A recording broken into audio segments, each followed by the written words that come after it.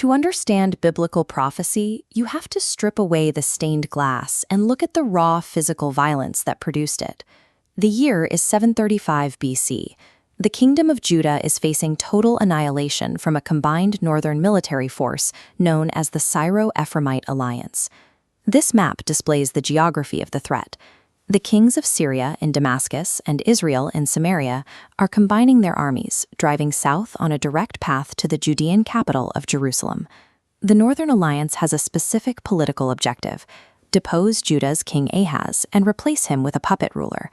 They need a united front to rebel against the massive, expanding perimeter of the dominant Assyrian Empire.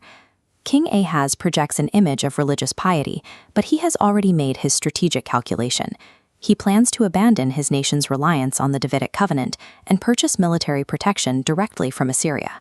He is attempting to hire the mechanized brutality of the Assyrian war machine to crush the northern kings before they can breach his walls.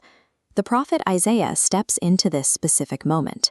He is not delivering abstract theological poetry. He is initiating a direct strategic intervention into a king's active geopolitical crisis. This confrontation produces the text of Isaiah 7:14-16, widely known today as the virgin birth prophecy.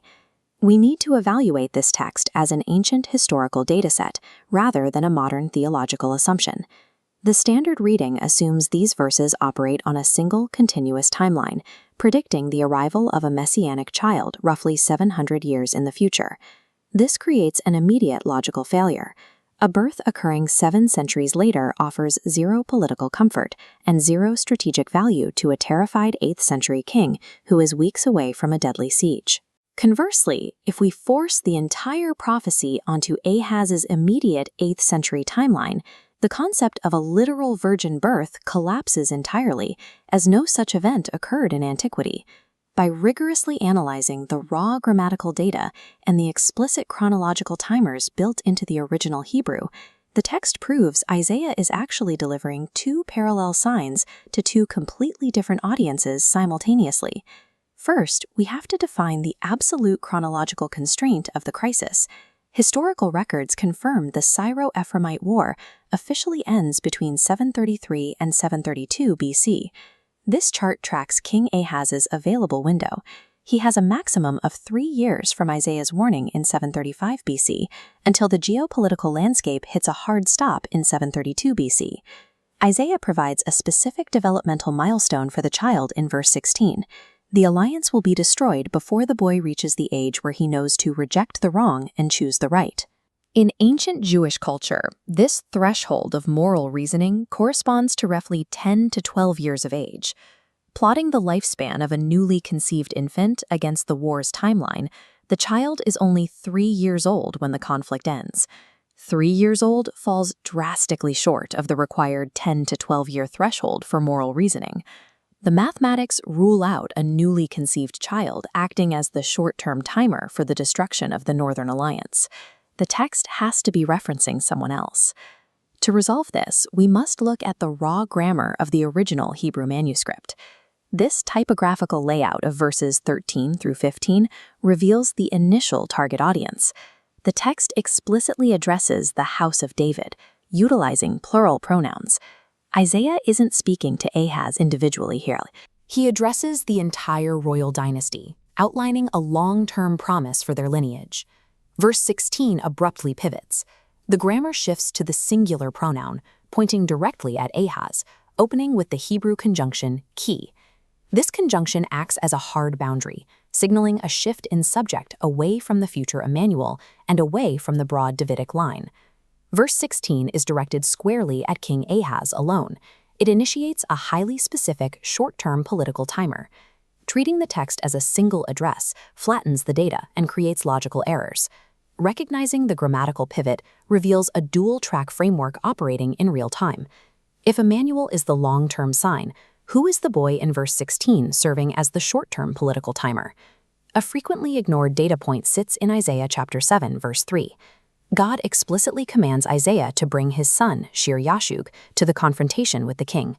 Isaiah is literally standing in front of King Ahaz, physically pointing to his already living son.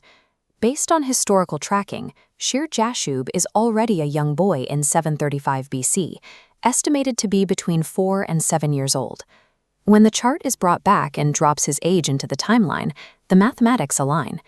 As the timeline hits 732 BC, Shir-Jashub reaches age 10.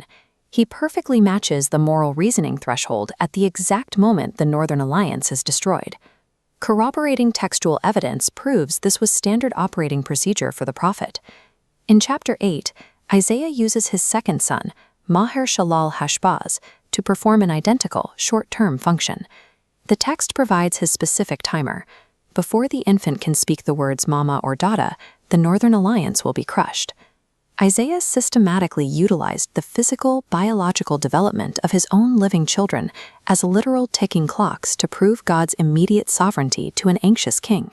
We can consolidate this into a unified prophetic framework. The left column belongs to Ahaz.